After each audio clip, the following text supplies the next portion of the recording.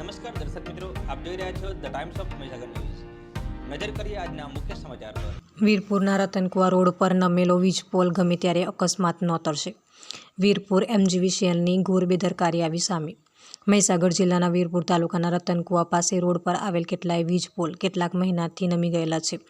આ પોલની પાસેથી જાહેર માર્ગ પસાર થાય છે. તેમ છતાં કુંભકર્ણની નિંદ્રામાં લીન તંત્ર જાણે કોઈ મોટી દુર્ઘટનાની રાહ જોઈ રહ્યું હોય તેમ પોલ બદલવામાં ઉદાસીનતા દાખવી રહ્યું છે, જેને પગલે ગ્રામજનોમાં રોષ ફેલાવા પામ્યો છે.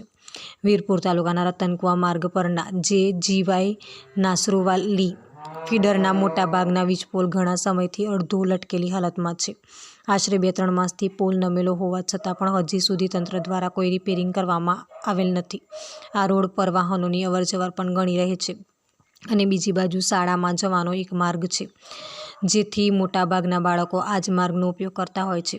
પોલની ફરતે નાગરવેલ વીંટાયેલી હોવાથી પોલે લીલો માંડવો સર્જ્યો હોય તેવા દ્રશ્યો નજરે પડે છે, જેથી બાળકો માટે જોખમી છે. તેમ છતાં જાણે અકસ્માતની જ રાહ જોવાઈ રહી હોય તેમ આ અંગે કંઈ ઘટતું કરવામાં આવતું નથી, જેના પગલે ગ્રામજનોમાં ભારે રોષ ફેલાવા પામ્યો છે. વિસ્તારના પડેપણના સમાચાર જોવા માટે અમારી channel the times of Mahisagar ન્યૂઝને લાઇક, શેર અને સબસ્ક્રાઇબ કરો.